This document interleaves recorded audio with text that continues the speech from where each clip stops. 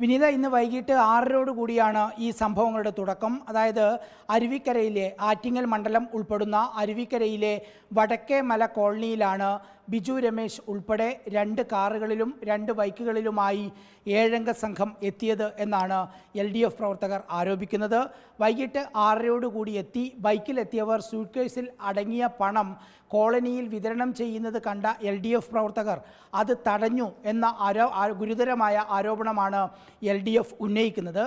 നമുക്കറിയാവുന്നതുപോലെ അടൂർ പ്രകാശിൻ്റെ അടുത്ത ബന്ധുവാണ് ബാർ മുതലാളിയും വ്യവസായിയുമായ ബിജു രമേശ്. നേരത്തെ തന്നെ നമുക്കറിയാവുന്നതുപോലെ ആറ്റിങ്ങലിലെ UDF സ്ഥാനാർത്ഥി അടൂർ പ്രകാശ് കഴിഞ്ഞ തവണ വ്യാപകമായി പണവും മദ്യവും വിതരണം ചെയ്തിട്ടാണ് ജയിച്ചത് എന്ന ഗുരുതരമായ ആരോപണം വി ജോയ് തെരഞ്ഞെടുപ്പിൻ്റെ ആദ്യഘട്ടത്തിൽ തന്നെ ഉന്നയിച്ചിരുന്നു. അതേ പ്രചരണമാണ് LDF പ്രവർത്തകർ പിന്നീട് മണ്ഡലത്തിലുടനീളം നടത്തുകയും ചെയ്തത്. അതിൻ്റെ ഭാഗമായി ഇത്തരം പണം കൊടുക്കാൻ സാധ്യതയുള്ള കോളനികളിലെല്ലാം LDF പ്രവർത്തകർ നിരീക്ഷണം നടത്തിയിരുന്നു എന്നാണ് LDF നേതാക്കൾ പറയുന്നത്. അതിൻ്റെ ഭാഗമായാണ് ഇന്ന് ബിജു രമേശിനെ തടഞ്ഞു വയ്ക്കാൻ LDF പ്രവർത്തകർക്ക് കഴിഞ്ഞതെന്നും LDF നേതാക്കന്മാർ പറയുകയുണ്ടായി. ഇതിലൊരു പ്രധാനപ്പെട്ട ചോദ്യമുള്ളത് വിനീത, പണം കൈമാറിയാലും ഇല്ലെങ്കിലും എന്തിനാണ് ബിജു രമേശ് ഇങ്ങനെയൊരു കോളനിയിലേക്ക് വൈകിട്ട് ആളുകളുമായി എത്തിയത് എന്ന ചോദ്യം പ്രസക്തമാണ്. ആ ചോദ്യത്തിന് കൃത്യമായ മറുപടി കൊടുക്കാനുള്ള ബാധ്യത ബിജു രമേശിനെ സംബന്ധിച്ചിടത്തോളം ഉണ്ട്. കാരണം ബിജു രമേശ് ഒരു രാഷ്ട്രീയ നേതാവല്ല, അവിടെ തെരഞ്ഞെടുപ്പ് പരിപാടിക്ക് വേണ്ടി ക്യാമ്പയിൻ ചെയ്യേണ്ട ആളല്ല, അദ്ദേഹം ഒരു വ്യവസായിയാണ്. എന്തിന് അങ്ങനെയൊരു സമയത്ത് വാഹനങ്ങളിൽ അവിടെ എത്തി എന്ന ചോദ്യം വളരെയേറെ പ്രസക്തമാണ്.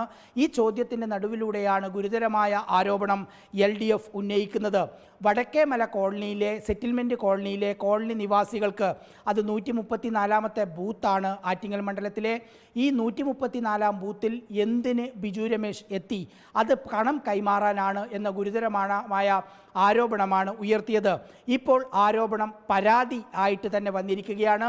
തെരഞ്ഞെടുപ്പ് കമ്മീഷനും അരുവിക്കര പോലീസിലും ഇതിനകം തന്നെ അരുവിക്കര ലോക്കൽ കമ്മിറ്റിയുടെ സെക്രട്ടറി ആന്റണി പരാതി കൊടുത്തു കഴിഞ്ഞു. ആ പരാതിയിൽ പ്രധാനമായും പറയുന്നത് ഇങ്ങനെയാണ്: 2 കാറുകളിലും 2 ബൈക്കുകളിലുമായി എത്തിയ ബിജു രമേശും സംഘവും കോളനി നിവാസികൾക്ക് സൂട്ട്കേസിൽ കൊണ്ടുവന്ന പണം കൈമാറാൻ തുടങ്ങി. അപ്പോഴാണ് LDF പ്രവർത്തകർ അതിനെ തടയാൻ ശ്രമിച്ചത്.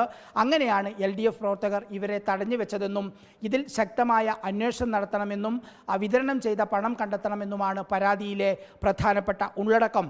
ലോക്സഭാ തെരഞ്ഞെടുപ്പിൻ്റെ പരസ്യപ്രചാരണം അവസാനിക്കാൻ വെറും 3 ദിവസം മാത്രം ബാക്കി നിൽക്കെയാണ് ഗുരുതരമായ ഒരാരോപണം LDF ഉന്നയിക്കുന്നത്. ഒപ്പം അടൂർ പ്രകാശിൻ്റെ അടുത്ത ബന്ധു കൂടിയായ വ്യവസായിയും ബാർ മുതലാളിയുമായ ബിജു രമേശിനെ അവിടെ തടഞ്ഞു വെക്കുന്ന സ്ഥിതിയുമുണ്ടാകുന്നത്. ഒടുവിൽ ഒരു ഘട്ടത്തിൽ വലിയ സംഘർഷത്തിലേക്ക് പോകുമെന്നായപ്പോൾ അരുവിക്കര പോലീസ് എത്തി ബിജു രമേശിനെയും സംഘത്തെയും അരുവിക്കര പോലീസ് സ്റ്റേഷനിലേക്ക് കൂട്ടിക്കൊണ്ടുപോവുകയായിരുന്നു. അതേസമയം തന്നെ തെരഞ്ഞെടുപ്പിൻ്റെ ഫ്ലൈയിങ് സ്ക്വാഡ് സംഘം അവിടെ എത്തി പരിശോധന നടത്തി. ഇപ്പോഴും പരിശോധന തുടരുകയാണ്. വിനീത നേരത്തെ പറഞ്ഞതുപോലെ എന്തെങ്കിലും സംശയകരമായ സാഹചര്യത്തിൽ എന്തെങ്കിലും കണ്ടെത്താൻ കഴിഞ്ഞാൽ അത് ഈ തെരഞ്ഞെടുപ്പിൽ തന്നെ ഏറ്റവും പ്രധാനപ്പെട്ട ഒരു വിഷയമായി മാറും എന്ന കാര്യം ഉറപ്പാണ്. എന്തായാലും ഈ തെരഞ്ഞെടുപ്പിൽ ഇനിയിപ്പോൾ LDF ഇത് വലിയ പ്രചരണായുധമാക്കും എന്ന കാര്യത്തിൽ ഒരു തർക്കവുമില്ല. പോലീസ് വലിയ ബന്ദോബസ്തിലാണ്. അതോടൊപ്പം തന്നെ തെരഞ്ഞെടുപ്പ് ഉദ്യോഗസ്ഥർ അവിടെ പരിശോധന തുടരുകയും ചെയ്യുന്നു. വിനീത, പ്രസാദ് തുടരുക. അശ്വിൻ ഡിയാഗോയുണ്ട് അരുവിക്കരയിൽ നിന്നും. നേരത്തെ അശ്വിൻ ബിജു രമേശിനോട് സംസാരിച്ചിരുന്നു. പോലീസ് സ്റ്റേഷനിലായിരുന്നു അദ്ദേഹം അപ്പോൾ ഉണ്ടായിരുന്നത്. ഇപ്പോൾ അവിടെ നിന്നും പോയിട്ടുണ്ടോ? ഈ LDF ഇപ്പോൾ ഇലക്ഷൻ കമ്മീഷന് തന്നെ പരാതി കൊടുത്തിരിക്കുന്നു. എന്താണ് ബിജു രമേശിന്റെ ഇക്കാര്യത്തിലുള്ള ഒരു വിശദീകരണം? അദ്ദേഹം ഒരു പോലീസിനെ വിളിച്ചു വരുത്തിയത് താനാണ് എന്നൊക്കെ പറയുന്നു. പക്ഷെ അവിടേക്ക് പോകാനുണ്ടായ സാഹചര്യം, നേരത്തെ പ്രസാദ് സൂചിപ്പിച്ചതുപോലെ ഇത്തരം ഒരു കോളനിയിലേക്ക് പോകാനുണ്ടായ സാഹചര്യം എന്താണെന്ന് അദ്ദേഹത്തിന് കൃത്യമായി വിശദീകരിക്കാനാകുന്നുണ്ടോ?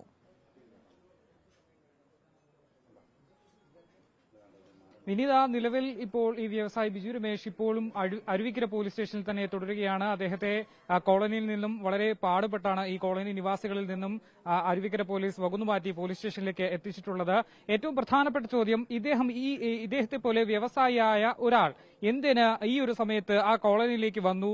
എന്തിനാണ് അദ്ദേഹത്തിന് എങ്ങനെയാണ് ഈ കോളനിയിലേക്ക് ആക്സസ് കിട്ടിയത് എന്നുള്ള നിരവധി ചോദ്യങ്ങൾ നിലനിൽക്കുന്നുണ്ട്. ഇപ്പോൾ